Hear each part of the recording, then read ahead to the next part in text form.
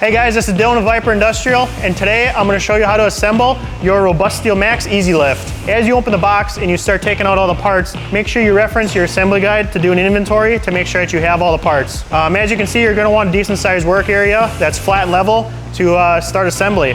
We have the Robust Steel Max foot rail, we have the main seat, backrest cushion, 2 locking casters, 3 regular casters, we have the seat post, weldment, seat plate, lever, lower pentagon hub, upper pentagon hub. We got the gas cylinder, backrest rubber, backrest weldment, the legs, and of course, all the hardware. And the only tools required to put this together is a 3/4 inch wrench and socket, a 1/2 inch wrench and socket, and a 7/16 wrench and socket. All right, let's get started with the lower pentagon hub, upper pentagon hub, and the legs. So to attach that all together, you're going to need the 5/16 by 3/4 inch bolts, the 5/16 by 1/2 inch bolts, and the 5/16 nuts as well. All right, we're gonna need the 5/16 by 1/2 first, and we are gonna use these in the middle here to attach the upper pentagon collar piece to the top part of the leg. And we're just gonna put all this finger tight for now, and we can go around after all the bolts are installed and tighten everything up. The first one's a little tricky to get started, but once you got it, then we should be off to the races. Okay, now that all of the bolts are finger tight and attached to the aluminum hubs, we can go ahead and take our 5/16 by 3/4 inch bolts and 5/16 nuts, and we're going to install these right here, attaching the legs together. And we're same thing as the other ones. We're just going to put these on finger tight for now. We'll go around and tighten afterwards.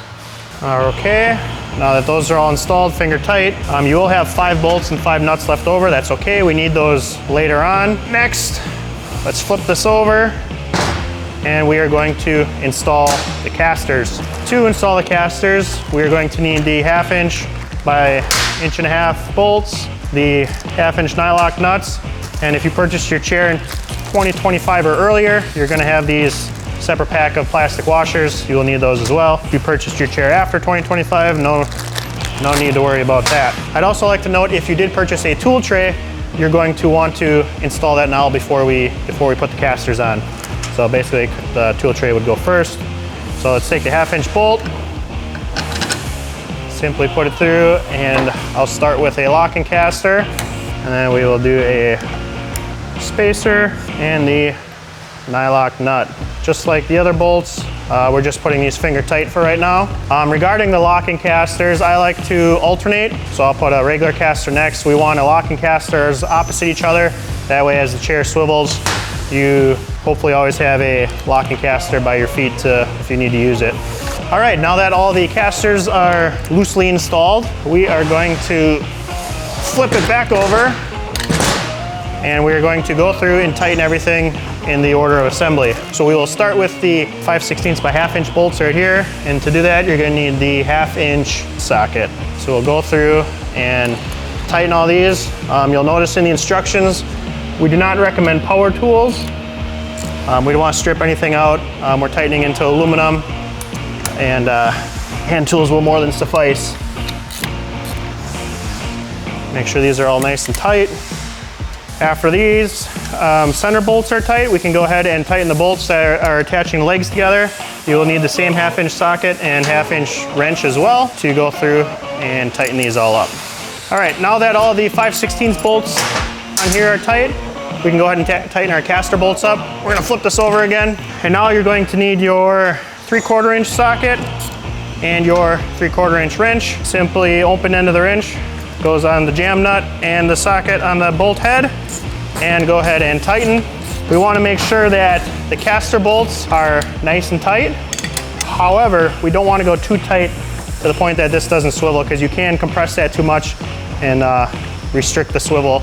So if that does happen, just carefully, loosen the jam nut a little bit until your caster swivels properly. Now that the caster bolts are all tight, go ahead and flip this assembly back over, and we are going to install the foot rail next. We'll grab the foot rail, pop it on here, and to attach this, we're going to use the remainder of the 5/16 nuts and 5/16 by 3/4 inch bolts. We'll pop these through the holes there, and we're just gonna put these on finger tight until we get them all installed.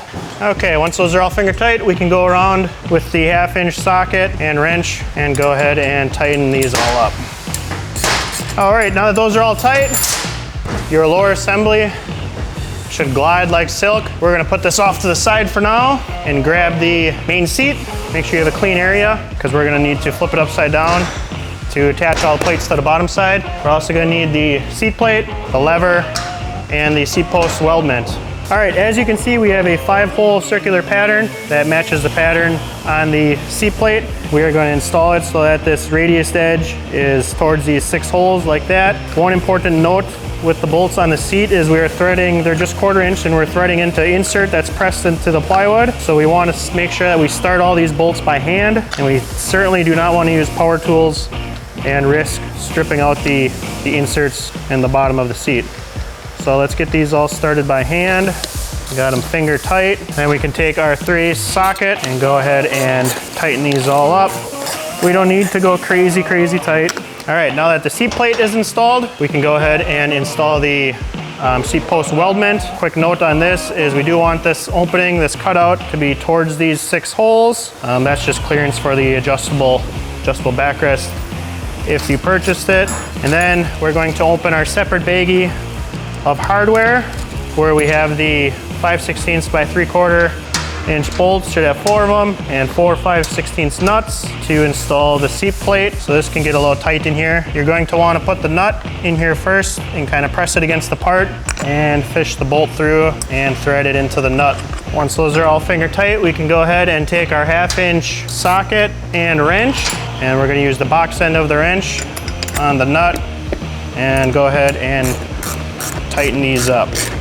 All right, now that the seat plate is installed, we can go ahead and install the lever. We're gonna install it like so that the opening is facing the top of the seat and the narrow end of the lever goes towards the center of the seat. We need the 1/4 inch by 5.5 long bolt, 1/4 inch washer, slide that on, plastic spacer, slide that through like so, through the lever, and then take our second plastic spacer, carefully fish the bolt through that, through the other side of the plate, 1/4 inch washer, 1/4 inch nylock nut, and spin that on. And then we're going to take the 7/16 socket and 7/16 wrench and go ahead and tighten this up. And we don't want to go too tight with this so that the lever doesn't move. The lever needs to be able to move freely. We just want to go tight enough so that the nylock on the nut engages on the threads of the bolt.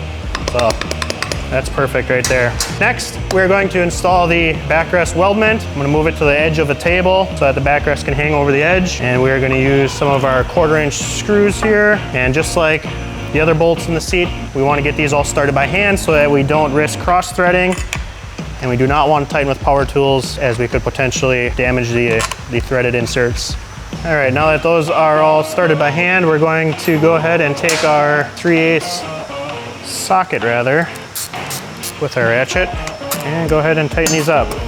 That's the seat assembly. We can move that off to the side. We're gonna need to bring this back. And now we can insert the gas cylinder, insert it into the lower base, push it down as far as you can. And next, we can take our seat assembly and put that on top of the cylinder. There are no bolts or anything that hold the cylinder in place. It's a taper on both ends, so it uses a wedging effect to keep it in place. And next, we can install the backrest cushion using the remainder of our 1/4 inch bolts.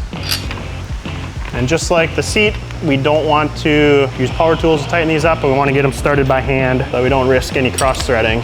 All right, once those are all finger tight, we can go ahead, tighten those up with the 3/8 socket. There we go. And we don't need to go too crazy tight on this as well. All right, and lastly, we're going to install the backrest rubber trim piece.